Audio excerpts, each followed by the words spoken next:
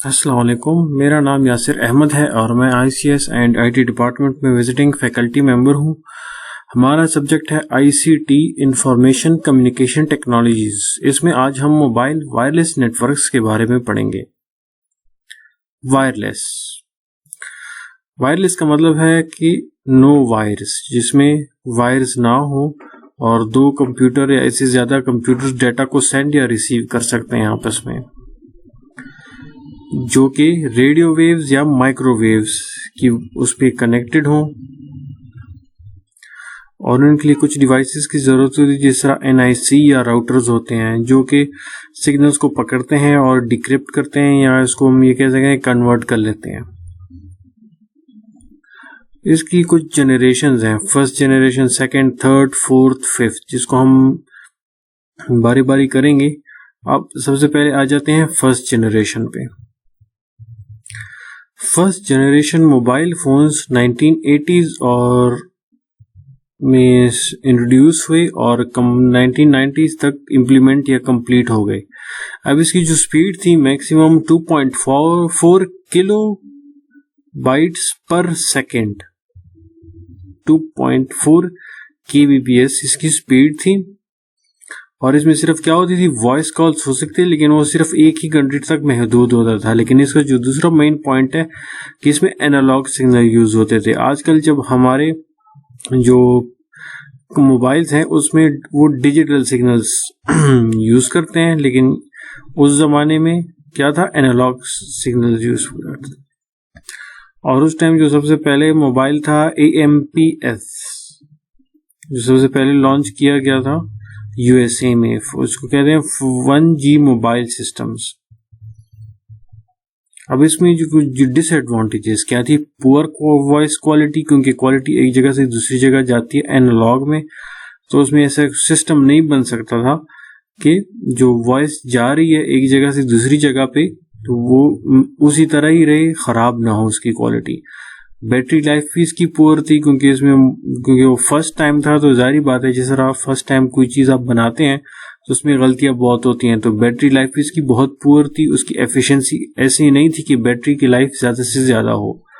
Phone का size भी बहुत बड़ा था, जिस तरह बिल्कुल चेहरे की साइज़ की तरह। सिक्योरिटी इसकी बिल्कुल ज़ीरो, क्योंकि उस टाइम जो काम था यही, उसका जो मेन मकसद था कि फर्स्ट G वायरलेस फ़ोन बना लें। लिमिटेड कैपेसिटी, उसकी मेन फोकस ही कॉल्स पे था, तो उस पर इतनी कैपेसिटी नहीं थी। Poor hand of reliability, hand of का मतलब आप एक जगह से दूसरी जगह जाते हो, जिस तरह टावर्स लगे होते हैं, आप बातें कर रहे होते हैं, आप एक टावर की रेंज से दूसरी टावर की रेंज पे जाते हैं, तो उसको बोलते हैं हैंड ऑफ, कि उसके जो मोबाइल का सिग्नल है वो दूसरे टावर के साथ कनेक्ट हो जाए। तो उसकी वो हैंड ऑफ रिलायबिलिटी भी बहुत ज्यादा पुअर थी। 2G का मतलब सेकेंड जनरेशन, जो कि किस पे बेस्ड है, GSM, global system for mobile communication. इसका मतलब ये है कि इंटरनेशनली कुछ रूल्स बन गए 2G टेक्नोलॉजी के लिए, क्योंकि जिस तरह मैंने पहली बार की फर्स्ट जनरेशन सिर्फ एक कंट्री के हद तक था, उसके अपनी रूल्स होते थे उसको मैनेज करने के लिए। क्योंकि अब बात ग्लोबल की आ रही है, तो पूरी दुनिया में इसके लिए खास किस्म के रूल्स बन गए 2G टेक्नोलॉजी के लिए। ये फिनलैंड में 1991 में इसकी लॉन्चिंग हो गई। 2G नेटवर्क यूज करता है डिजिटल सिग्नल्स। इससे पहले क्या था, एनालॉग सिग्नल जो फर्स्ट G का था। तो डिजिटल सिग्नल्स पे अब बात आ गई, और GSM इसमें एक्स्ट्रा इसमें पॉइंट आ गया कि इसके लिए खास रूल्स या प्रोटोकॉल्स बन गए। अब इसकी स्पीड जो थी 64 किलो बाइट्स पर सेकेंड। अब इसकी स्पीड 2.4 KB से 64 kbps तक आ गई। अब इसमें फीचर्स क्या हैं, इसके जो फीचर्स थे 2G में, इसमें टेक्स्ट मैसेजेस और पिक्चर्स की MMS, multimedia message in form of pictures की या शॉर्ट वीडियो। अब इसमें क्या होगी, बेटर क्वालिटी आ गई और इसकी कैपेसिटी भी पहले से बढ़ गई। लेकिन 2G में यह है कि इसके लिए स्ट्रॉन्ग डिजिटल सिग्नल की जरूरत होती है। इनकेस अगर कहीं पे डिजिटल स्ट्रॉन्ग सिग्नल्स ना हो तब 2G की फिर वो डेटा ट्रांसफ़र और कवरेज में फिर मुश्किलात आ जाती हैं। और इसका एक ड्रॉबैक ये भी है कि कम्प्लेक्स डेटा को हैंडल नहीं कर सकता, जिस तरह ट्रांसफ़र ऑफ वीडियोस, जिस तरह यहाँ पे आप नाम से भी जाहिर है 2G है। फर्स्ट जी में सिर्फ कॉल्स होती रही हैं, 2G में सिंपल आप पिक्चर सेंड कर सकते हैं, लेकिन आप इसमें वीडियोस नहीं भेज सकते क्योंकि इसकी ड्रॉबैक्स हैं। अब जिस तरह यहाँ पे 1G वायरलेस सिस्टम्स मोबाइल का साइज देख लें और 2G वायरलेस सिस्टम साइज भी छोटा हो गया और इसकी स्पीड भी पहले से बढ़ गई।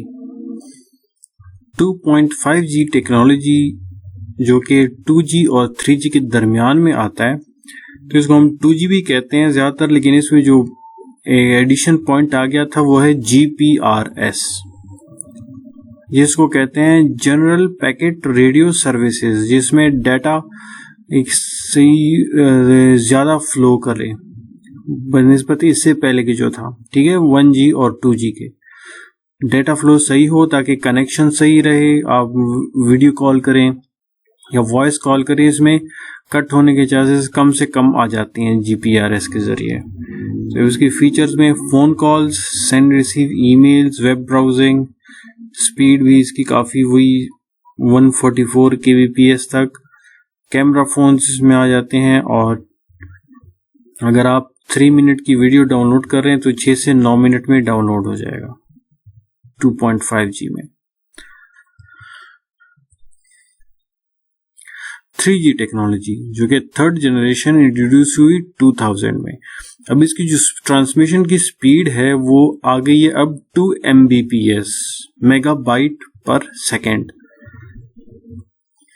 जिस तरह स्मार्टफोन्स होते हैं हमारे पास, इसकी जो बैंडविड्थ भी वो भी ज़्यादा है। बैंडविड्थ का मतलब ये है कि आप एट ए टाइम ज़्यादा से ज़्यादा डाटा भिजवा सकते हैं मुख्तलिफ, जिस तरह अब देखा भी होगा डाउनलोडिंग भी लगी रहती है और वॉइस कॉल या वीडियो कॉलिंग भी लोग लगे होते हैं। इसकी बैंडविड्थ ज़्यादा है बनिस्बते 2G और 1G के हिसाब से। अब इसके जो फीचर्स हैं, send receive large email messages, इससे पहले जो था वो सिंपल ईमेल मैसेज करते थे, लेकिन इसमें फिर इसका साइज भी अब बढ़ गया है। हाई स्पीड वेब और मोर सिक्योरिटी, इसमें सिक्योरिटी भी बने दूसरों की निस्बत बढ़ गई, क्योंकि इनक्रिप्शन डिक्रिप्शन का जो डाटा होता है वो कोई डिक्रिप्ट ना कर ले या पढ़ ना ले, तो उसकी में वो भी ज़्यादा हो गई है और वेब स्पीड भी ज़्यादा होगी। आप कोई मूवी देख रहे हैं ऑनलाइन तो आपको ऐसा नहीं लगता कि आपने ऑनलाइन देख रहे हैं, आपको ऐसा लगता है कि कंप्यूटर पे आपने डाउनलोड किया हुआ है। वीडियो कॉन्फ्रेंसिंग और 3D गेम्स वगैरह भी अब इसमें होती हैं। टीवी स्ट्रीमिंग हो गया, मोबाइल टीवी या फ़ोन कॉल्स, क्योंकि इसकी जो स्पीड है वो बढ़ गई है, तो इस वजह से आपको इसमें रुकावट महसूस नहीं होती। और इसी वजह से अगर आप 3 मिनट की वीडियो है, MP3 है, तो आप उसको 1.5 मिनट में डाउनलोड कर सकते हैं।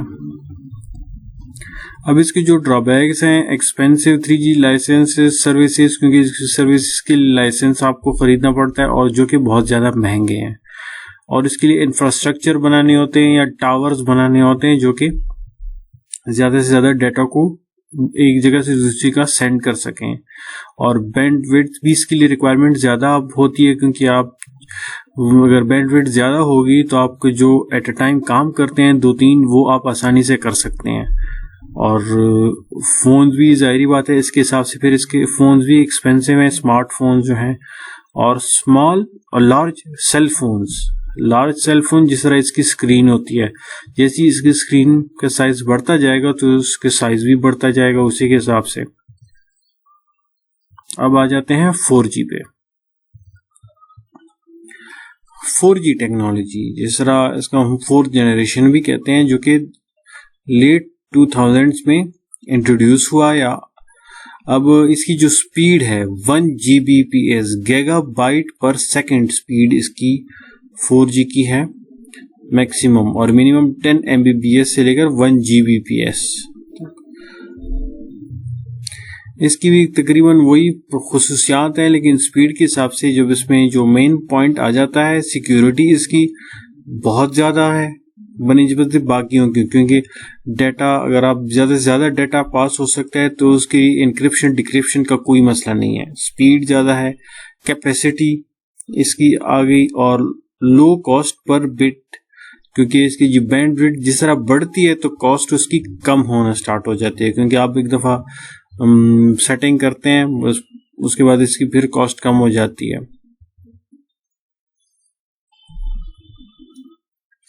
अब इसमें वही बैटरी का मसला ही आ रहा है कि बैटरी ज़्यादा यूज़ होती है, क्योंकि डाटा बैंडविड्थ जिसका ज़्यादा हो तो वो डाटा भी ज़्यादा सेंड और रिसीव करेगा, तो उस हिसाब से बैटरी इसकी यूज़ ज़्यादा है। हार्ड टू इम्प्लीमेंट, इसकी इम्प्लीमेंटेशन की प्रॉब्लम है, और कॉम्प्लिकेटेड हार्डवेयर, जिस तरह कॉम्प्लेक्स हार्डवेयर बनते जा रहे हैं, मोबाइल फोन्स बिल्कुल स्लिम होते जा रहे हैं, तो जाहिर बात है उसका हार्डवेयर भी फिर कॉम्प्लेक्स ही होगा। और 4G के लिए आपको एक एक्सपेंसिव इक्विपमेंट भी खरीदना है, क्योंकि डाटा ज़्यादा ट्रांसफ़र होगा और सही तरीके से, तो उसके लिए इक्विपमेंट खरीदना भी फिर उसकी प्राइस बढ़ जाती है। और न्यू भी हो, जब नई टेक्नोलॉजी आती है तो उसकी कीमत ऑटोमेटिकली बढ़ जाती है। जो पुरानी टेक्नोलॉजीज की जो इक्विपमेंट है उसकी कीमत पहले के हिसाब से बहुत कम हो जाती है फिर, क्योंकि लोग उसको ज़्यादा प्रेफर नहीं करते, लोग प्रेफर करते हैं न्यू इक्विपमेंट के या न्यू टेक्नोलॉजी को, तो उसी हिसाब से उसकी इक्विपमेंट की डिमांड भी बढ़ जाती है, तो इस वजह से इसकी जो इक्विपमेंट है वो एक्सपेंसिव भी है। ये सिंपल 3G और 4G की कंपैरिजन है कि डाटा रेट है 3.1 MB पर सेकेंड और 4G में 100 MB पर सेकेंड है।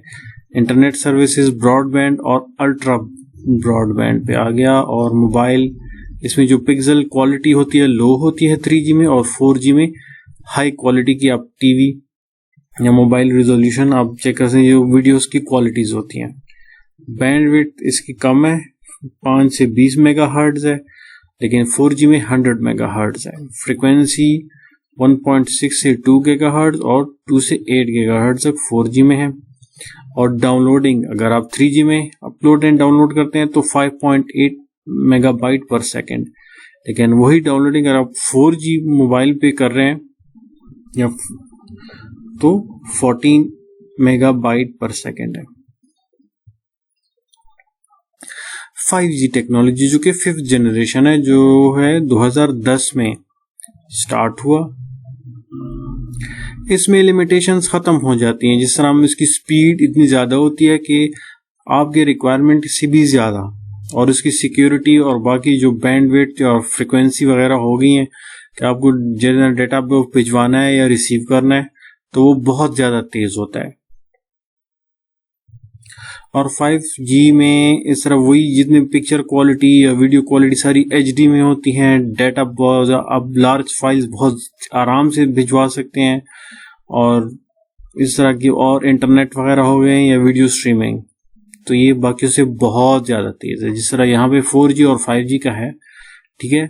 स्विचिंग सर्किट, जिस तरह आप डेटा सेंड होते हैं in the form of circuit या पैकेट्स, ठीक है, वो सेम है। लेकिन डेटा रेट की स्पीड की बात हम कर रहे हैं, तो इसका जो 4G का है 20 Mbps है, और जो 5G की स्पीड है वो 1 Gbps है।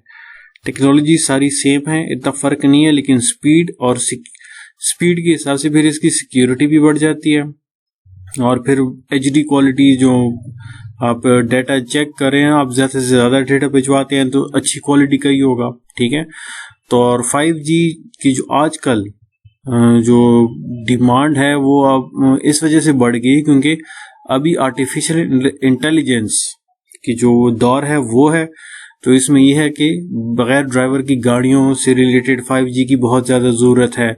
या फिर जो ऑपरेशंस करते हैं, पहले ये होता था कि एक डॉक्टर हॉस्पिटल में ऑपरेशन करता था, अब वो ऑनलाइन ऑपरेशन कर सकता है 5G के ज़रिए, क्योंकि 5G की वजह से डाटा इतनी ज़्यादा फ्लो करेगा दूसरी जगह पे दुनिया में कहीं भी जाके, उसकी जो मिनिमम से मिनिमम जो हैंड की मूव है वो भी आराम से वो 5G नेटवर्क के थ्रू उधर दूसरे हॉस्पिटल में दुनिया में किसी और जगह अगर इंटरनेट के साथ कनेक्टेड है 5G के साथ, तो उसको आराम से वो वो कर लेगा, मूव कर लेगा विदाउट एनी। तो इसमें कोई मतलब ये कहते हैं कि गैप के अलावा कि कोई टाइम सेकंड ज़ाया किए बगैर, या फिर जो गाड़ियां आजकल अभी 5G की वजह से आ रही हैं ऑटोमेटिक होगी, वो आप अपने घर से चला सकते हैं। जैसे आप टर्न करेंगे तो उसी वक्त वो गाड़ी भी टर्न कर ली इस 5G की स्पीड की वजह से। तो ये था सिंपल सा इंट्रोडक्शन इन मोबाइल नेटवर्क्स के बारे में। उम्मीद है आपको अच्छा लगा होगा। Thank you.